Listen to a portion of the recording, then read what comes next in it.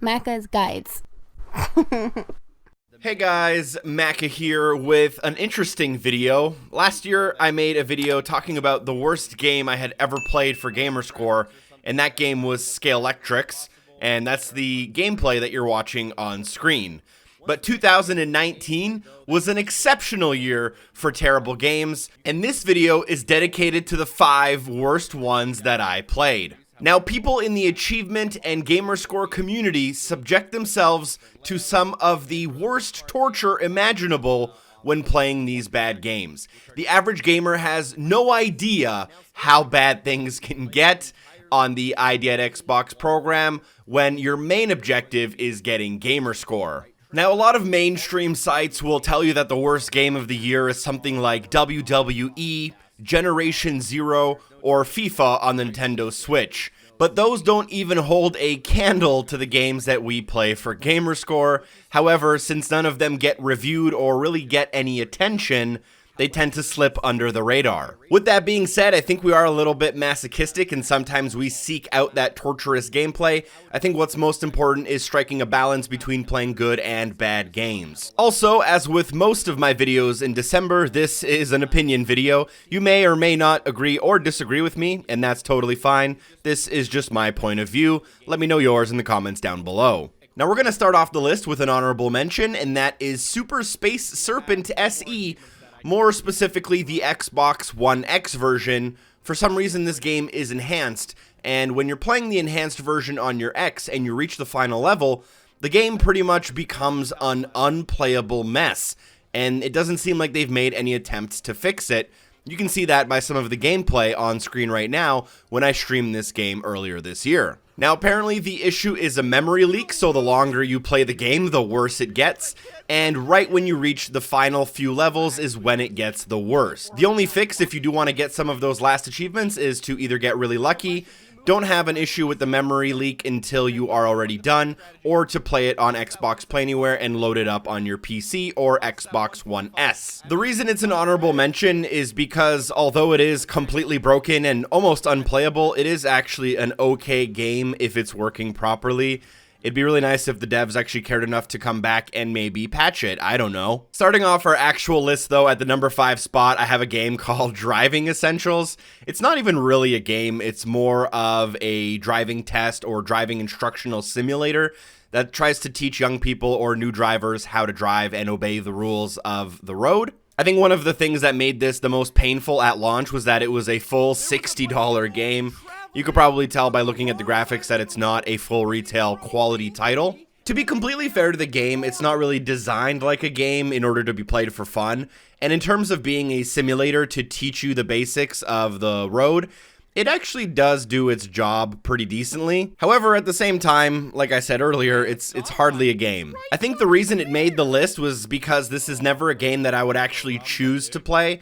It was a game that I played strictly and only for the Gamerscore and to have a good time on stream with it. And because of that, it was very memorable for not being very memorable. At the end of the day, if you have money burning a hole in your pocket and you're looking to get 1,000 Gamerscore in around 3 hours, this isn't a terrible pickup.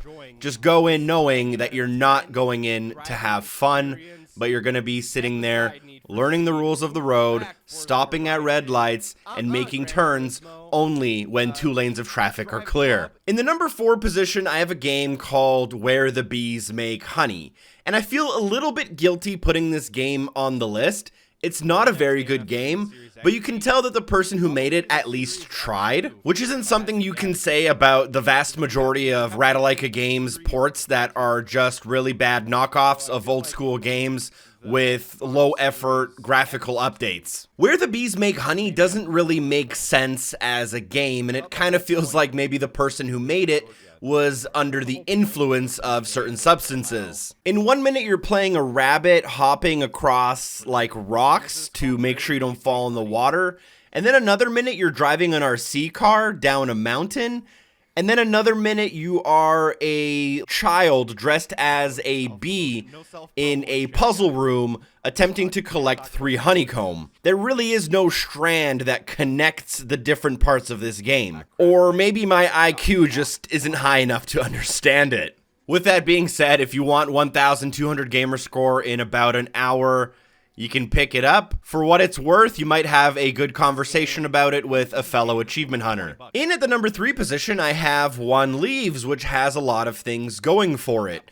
It is a free game, and you can get 1,000 Gamerscore in about 3 hours.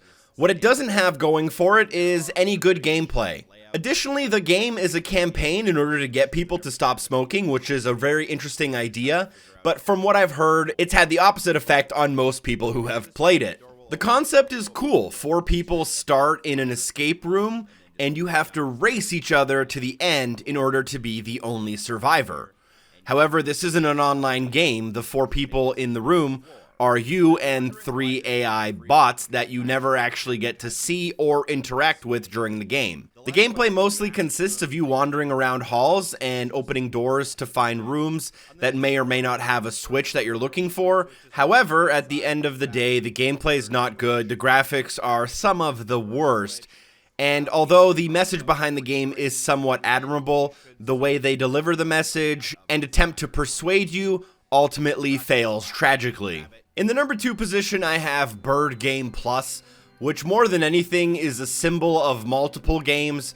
It represents the games that Radalaika puts out every week onto the Idea Xbox store, which are almost never high quality or fun to play, but this one kind of takes the crown in terms of quality standards and hitting that quality bar at the lowest possible place. I mean, it doesn't take an expert gamer to look at the gameplay and realize that this is something that was done on mobile games, but mobile games from 5 years ago. The reason it kind of bothers me is because there's actually good quality titles that are worth your time and money on the Xbox store that get absolutely no attention because games like this come out every single week. I said this recently in another video, but I think something that the Xbox 360 did really well was curate the games on the store. And you could pretty much go in there and know that what you were going to buy had a certain bar of quality. And that was lost once we switched to a self-publishing model on the Xbox One. There also seems to be a discrepancy between what games are allowed to be published to the store and then what games go to the Xbox Live Creators Program. For those unaware, there is a level of game that doesn't get approved for the store, and instead it launches into the Creators Program, and these are games that don't support things like Xbox Live, and they also never get achievements. In my opinion, a game like this probably deserves to be in that program, unfortunately. Now, I've personally browsed the Xbox Live Creators Program game list, and although there are a lot of not so great games, there are a couple of games that have been denied the Xbox Live Store that look a heck of a lot better than Bird Game. That's pretty much the end of my rant. I love achievements and the Gamerscore community. However, I feel like sometimes games like this can give us a bad rap. When someone asks what's an easy game to play for Gamerscore, and then they see the gameplay of a game like this, it's not necessarily a great way to introduce someone into the hobby. Now, I know people will disagree about Bird Game Plus and they'll say it's not really that bad, but it's also not good in any way, in my opinion. And for that reason, I'm going to put it at number 2. Also, don't worry, I have a really cool video idea for later this year where I'm going to count down the top 10 easiest games that are actually fun to play and worth your time and money. Last but certainly not least, the game that I'm going to crown as the unfortunate winner of this video is Awesome P, a game that they decided to only use one color for, and that color was Vomit Green. Additionally, they decided that a great gameplay element would be to add CRT scan lines as well as a fisheye lens to the game at all times, which actually makes you nauseous. Now, this game will only take you about maybe 2 hours to get the 1000 Gamerscore,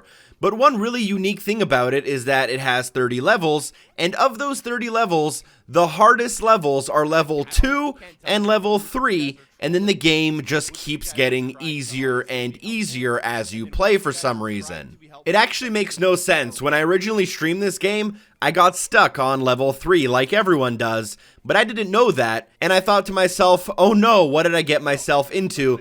I can't beat level 3, and I have 27 levels more to go.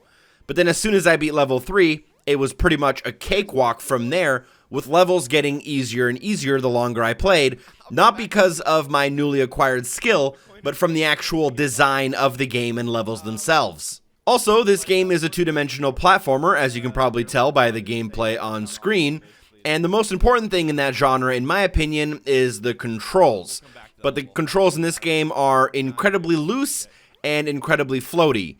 Jumping just doesn't quite feel right, and whenever you die, it doesn't ever feel like it's actually your fault, but rather it always feels like it's a problem with the game and controls, which just leads to an exceptionally frustrating experience. Now, am I telling you not to play this game? No, go ahead and play it and enjoy your potentially easy 1000 gamer score. But what I am saying is that if I was forced to play it again, I may consider retiring from Gamerscore instead. But that is pretty much the end of the video. Now, don't worry, we have a lot more videos to go for the yearly wrap-up. We have the hardest games, the easiest games, the Game of the Year games, the most anticipated games of 2020, and a couple more surprises that I won't spoil quite yet. But I would like to thank you for watching so far. Drop a like if you enjoyed this video. Let us know in the comments down below what the worst game you played for Gamerscore was. Don't forget to subscribe for future content. A special thank you to everyone on Patreon for supporting the show. Shout out to Double O, and I'll see you soon. Peace.